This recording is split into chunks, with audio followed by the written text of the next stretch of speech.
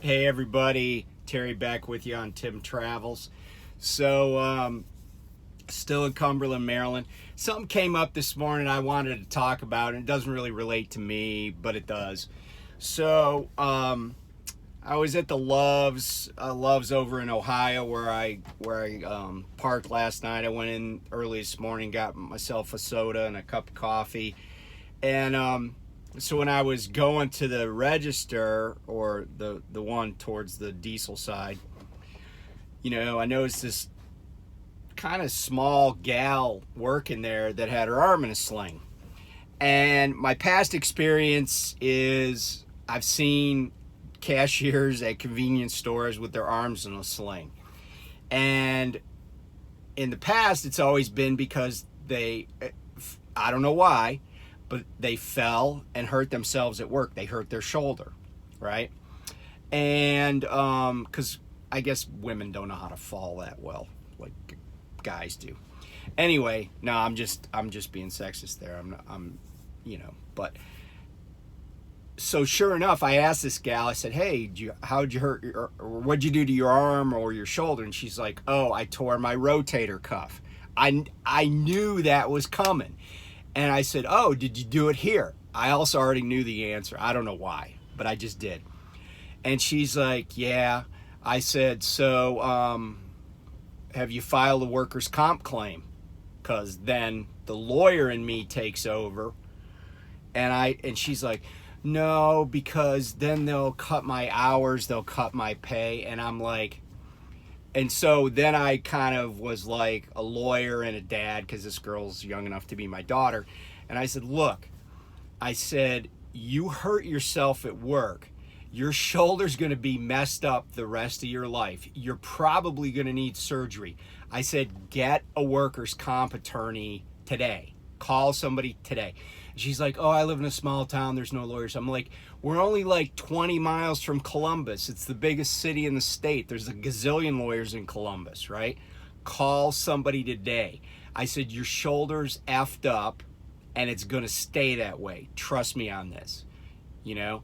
And I said, and I told her a story of a woman that one day I was on my way to court in Prince George's County, Maryland. I stopped at Wawa, the one on 301. Everybody knows where that one is. It's the one in the median. And I went in there, and sure enough, this gal's waiting on me. She's got her arm in a sling. She's working with the one hand. And I said, "Hey, how'd you hurt your arm?" She's like, "Oh, it's my shoulder." I said, "Oh, how'd you hurt it?" She's like, "Oh, I fell here at work." I said, "Did you file a works comp claim?" She's like, "No." I said, "Give me a piece of paper."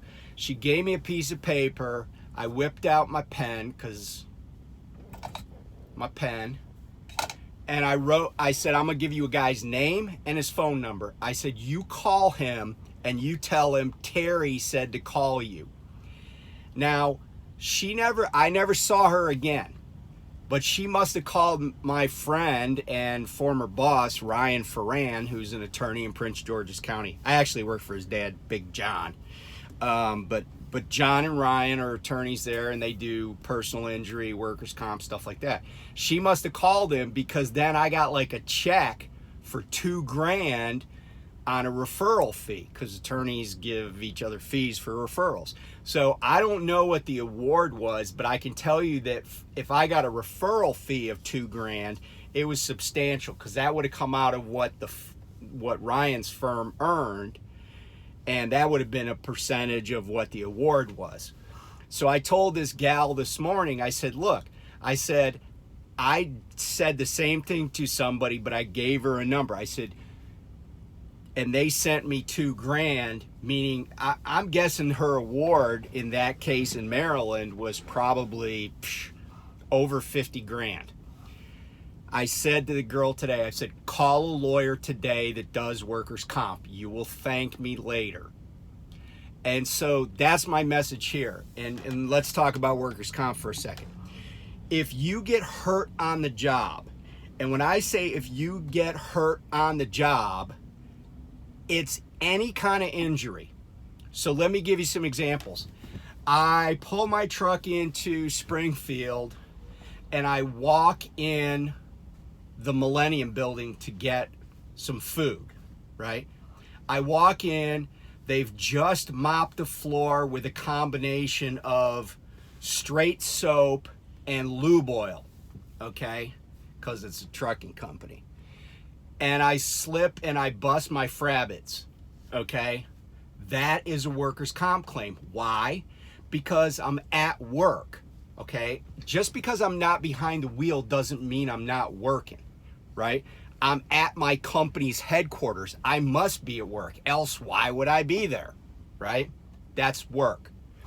Let's say that I am sweeping out a trailer and I'm not paying attention to how long the trailer is, and I think I'm in a 60-foot trailer when I'm really only in a 53-foot trailer, and I step off the back while still sweeping and I break my frabbits.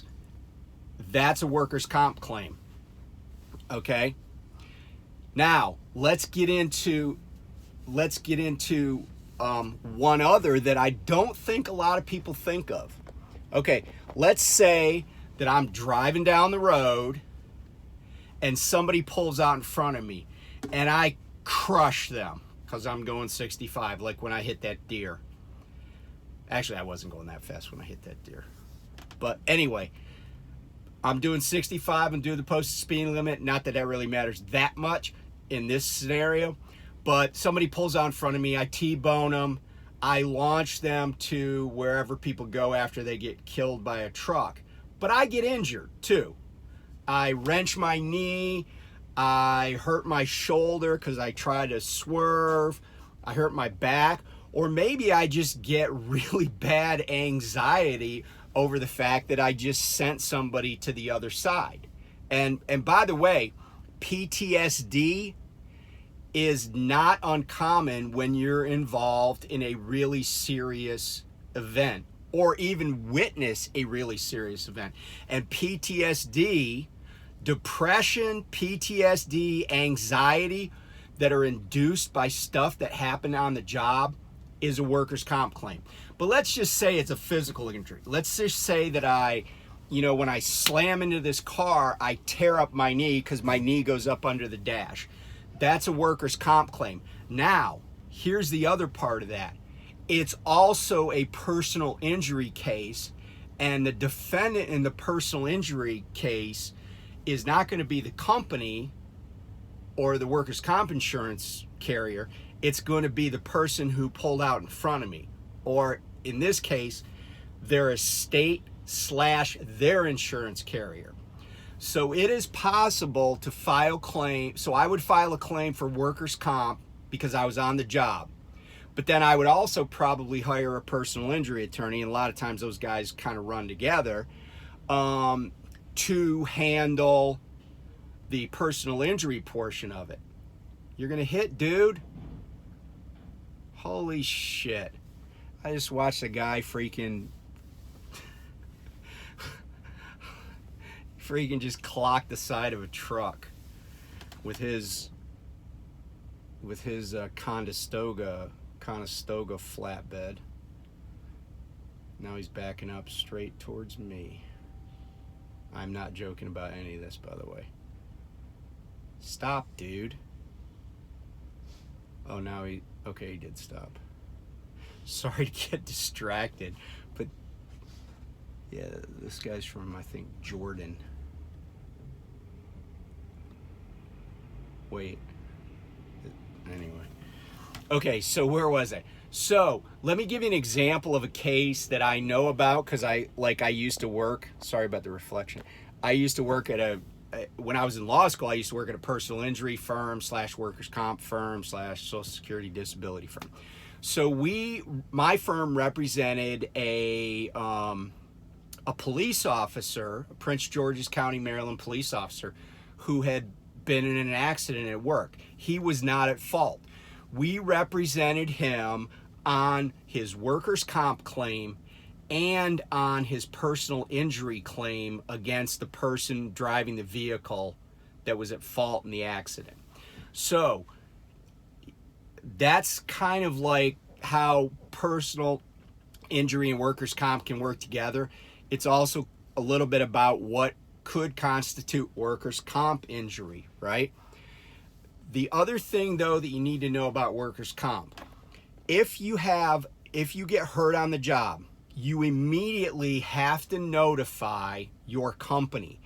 And then you have to cooperate with the company's insurance provider to go to the medical professionals that they want you to go to, occupational health, etc. You don't have a choice in that if you want to have a claim. Now, if you ignore them, then you're not going to have a valid claim. However, once you've done everything they ask you to, if it comes time to file a claim, I strongly recommend consulting legal counsel, because it may be important for you to go to another doctor for independent verification or substantiation of how serious your injury is. So, for example, I was telling you about the girl who hurt her rotator cuff, tore her rotator cuff. It might be really hard to do the job we have if you tore your rotator cuff, okay?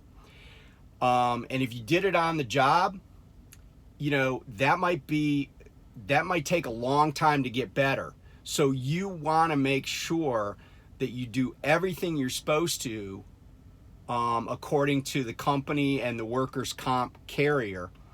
But then if they're like, okay, well, we think you're better, right? And you're like, no, I don't agree. And they're like, not only do we think you're better, but because we love you so much, we're going to give you $1,500 for all your pain and suffering, right? And you're like, no, I've been out of work for like 6 months and I'm not better. Then at that point, that's kind of your cue to go ahead and get an attorney. Because the attorney is going to be like, well, they're not better. They need further treatment. And oh, by the way, we need $80,000, not $1,500. Okay? So that's the value of an attorney. And workers' comp attorneys work like personal injury attorneys most of the time. I'd be surprised to find somebody who doesn't. They usually work like personal injury, which is to say you don't have to give them money up front. Okay? You can go to them and be like, hey, I got a claim, I need help. So if you ever find yourself in that situation, get a lawyer. Okay? It's not going to cost you anything, and it certainly isn't going to cost you anything to call somebody and say, hey, should I have a lawyer? And honestly, I know lots of people think lawyers are always lying, which is actually not the case. I mean, lawyers are pretty hard on each other about stuff like that. But oftentimes a lawyer will be like, hey, look, because they'll tell you oftentimes when you don't have a claim, because they don't want to waste your time, and they certainly don't want to do any work that they're not going to end up getting compensated for. So if somebody's like, oh, well,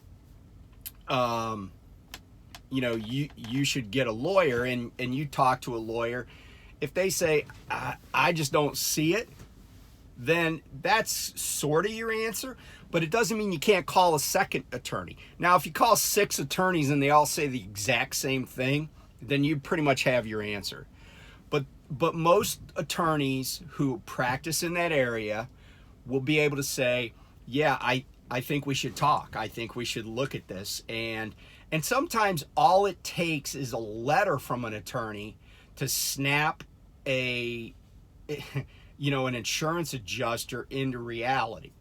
Oftentimes for, a very small fee, they can get you a lot more money, because just the fact that you were smart enough to hire an attorney lets the insurance company know.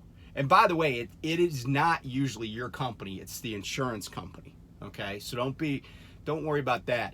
But an attorney will be like, an attorney is kind of indicia that you knew enough to get an attorney. And sometimes that's all that matters. The other thing too, though, is that having an attorney will help protect you against wrongful termination for having had a workers' comp claim. I feel like there's a lot of people that get injured on the job, and the next thing you know, they get fired, and they haven't filed a claim, etc. And they just hang their head and they walk away. Don't be that person. So I know this was a little long-winded, but it really is about protecting yourself. So anyway, thanks for tuning in. We'll talk to you soon. Bye.